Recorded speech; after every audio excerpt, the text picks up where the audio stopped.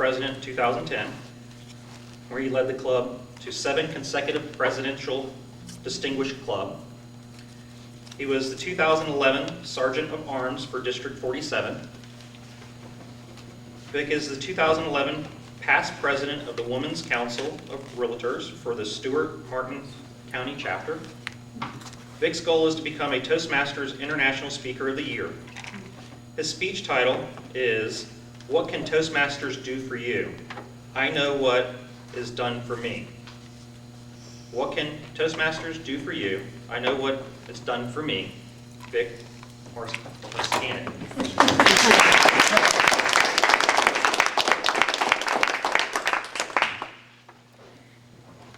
How many in here suffer from glossophobia? What is it? We're getting there, we're getting there. Sounds pretty painful, doesn't it? You know, to some people, it's the second worst fear other than dying. Fellow Toastmasters, distinguished guests, and all the welcome guests here. Let's start. What can Toastmasters do for you? Well, let's start with, can maybe build your confidence? Maybe some leadership skills? I think they can. And what about finance?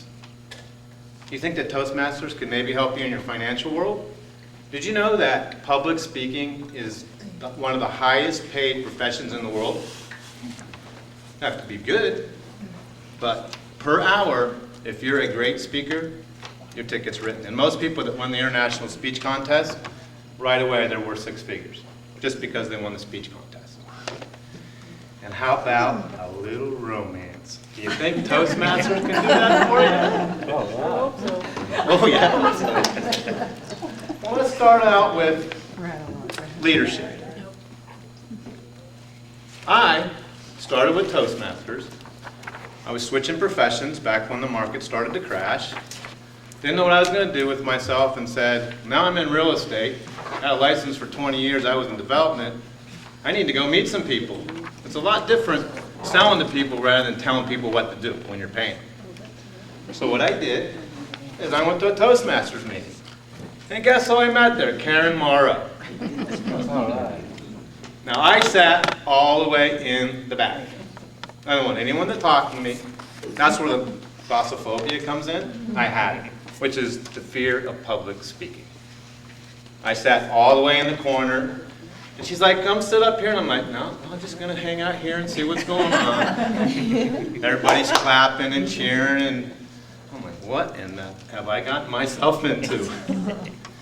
Well, from that, Karen talked me into becoming the president. The president. So here I went from someone who was sitting in the back to the president of the local chapter, which I didn't lead them to 7 consecutive. I happened to be the 7th one consecutive that the club had earned. So do you think after 6 I was going to be the one that failed? It teaches you leadership. And there again, leadership through finesse rather than paying somebody and saying, you have to do this.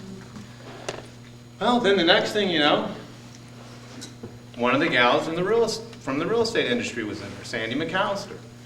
And she watched how I handled the club during my presidency, and next thing you know, I had these 3 women ask me out to lunch. This Toastmasters really working good. And I'm not even to the romance part yet.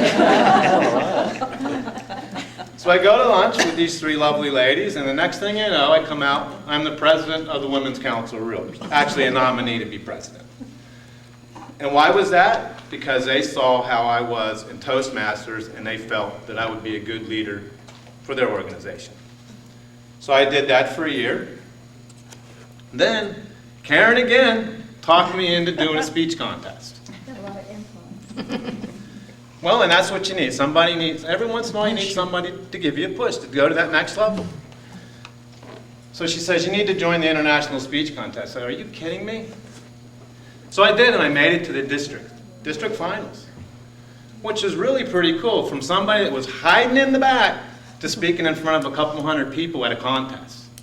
That was pretty cool. So did I gain some confidence? I think so, just a little bit. Well, the really cool part about it is a year later, after I did that speech at district, I was at one of the conferences and a girl's yelling, Vic, Vic, Vic. I'm like, do you remember me? I'm like, no. I didn't say that quite like that.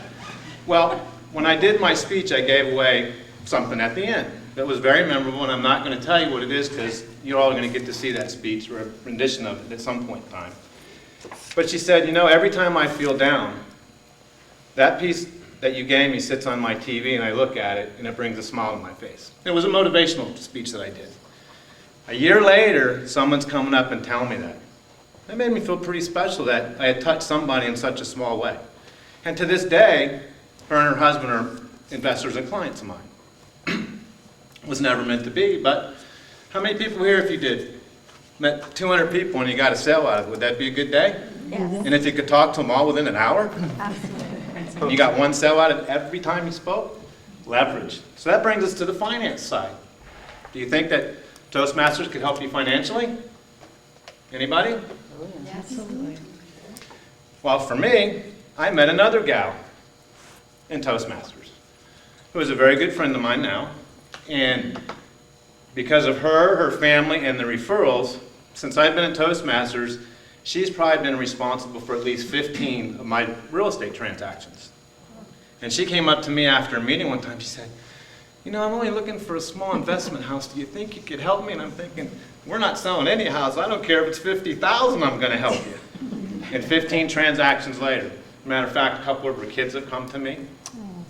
Their friends have come to me. And last month, I sold the house and then bought them their new house. That's Toastmasters. And then you see, I left some cards on the table. And you see the back there. I put the Toastmasters. It's the old one. Put the logo for Toastmasters on there with some of the achievements that I've accomplished. You would be amazed how many times that I give that card out. They don't look at my name. They see I'm a Toastmaster. See what you've accomplished. You've talked to them about a couple things. And guess what? Now they want to do business with you because they feel that you're professional and you have credibility. And all I have is Toastmasters on the back of the card. That's another good plus, wouldn't you think? Then we have, and Ildiko might remember this one. Remember Ed, the engineer? Yeah.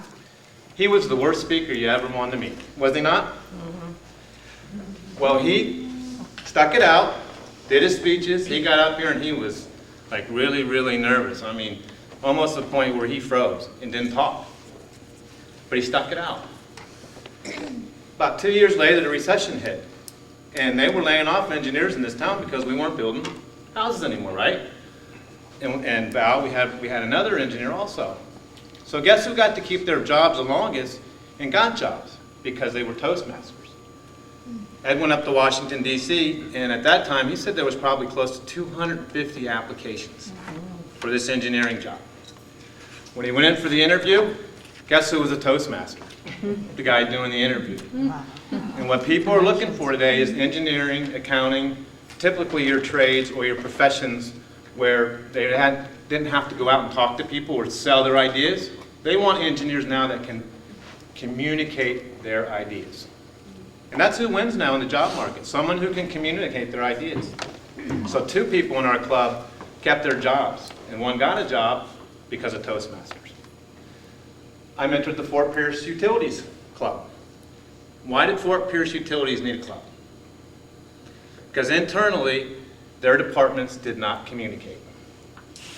The engineer in the water department, or the engineer in the electric department, and the girl taking the money up front, and all the middle managers, they were at odds against each other because those guys did this. We're not helping them. Well, guess what? You bring them into a big room, you get to know them, you get to understand that maybe you should say it this way, if that's what you want. And they're still a very successful club. Joe and I was talking about it today, and it's all because of Toastmasters, that they can communicate internally much better. Do you think that doesn't help Fort Pierce Utilities' bottom line? Wow. This is all from Toastmasters. I just walked in and hung out in the back. And then now, how about a little romance? Good stuff, huh? Well, Ildiko I can thank for some of my romance. Oh, your girlfriend. Well. I went to a Toastmasters pool party. I was divorced, and I'm sitting here, it's Saturday night, and there's a Toastmasters pool party. Wow, that's a great place to be. First year divorced. I'm 50 years old, I'm going to a Toastmasters pool party. Woohoo! Well, the cool part about it was I said, one thing I can guarantee, I haven't had a good meal in months. I'll eat good. So I went. Then I met Ildiko there, and she said, come here, I want to introduce you to somebody. I said, I don't have time. I don't need to talk to me. She goes, no, I want you to meet somebody. So after prodding probably a long time, I finally went out and I sat down with this person, and we sat down and we had a long talk. And one thing led to another, and so I guess you all know. So actually, my part of the romance was I met Veronica at a Toastmasters pool party. So the interesting part about all that is when we were talking today, come here, I'm going to ask you a question. She'll help you out on this one here. We didn't know what to name the third section, whether it was romance. So I said I met my girlfriend at Toastmasters, and she said, no, I don't like girlfriend. Nobody wants to be called the girlfriend, right? Not at 50. Or 49. 49. Who's 50? Not me. You told me it was. So then I said, well, significant other. She said, no, that doesn't work either. I'm like, that doesn't work either. Significant other? I said, well, I'll call her, we're engaged. I'll call you my fiance. She said, you never asked me to marry you, so you can't tell me that. You could tell. Now, sometimes she says I'm her husband only because sometimes that makes it simpler. So all the things that you can see that Toastmasters can do for you, it can help you gain your confidence, right? It can help you financially. And because what she said today, I'm going to ask her in front of everybody. Oh my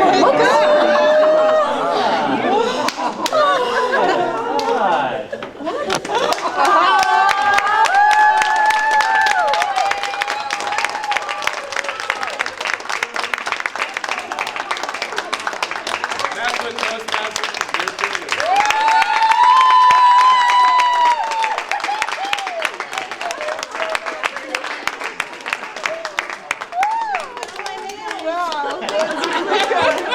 You are good. Wow, that's really good.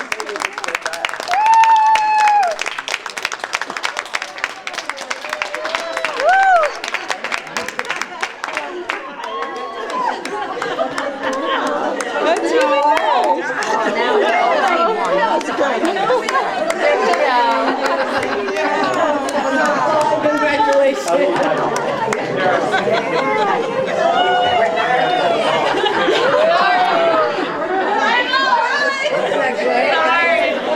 We're breaking up the meeting. Oh my gosh, she got everybody in tears. I don't know her, but I'm going to give her a hug. Here's a good article.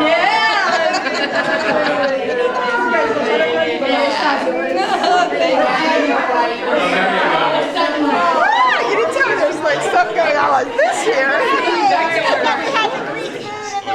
Oh my God. That would be nice. That is really I was wondering why he was sweating. You took it back to me.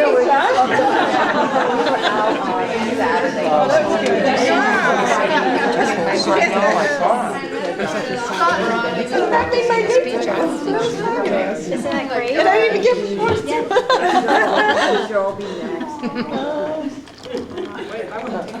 Sorry, guys. That was good. Thank you. Owe me a boyfriend now.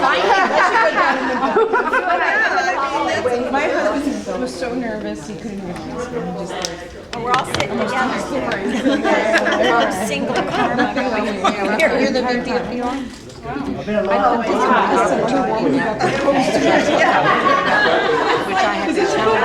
I lose it, he wanted to repeat every week so that Yeah, right. Bring the meat. it was a great place. I went to God's offering things every week. Or is it every other week? I don't know. And I was praying for my Lord. I'd like to get back to our meeting.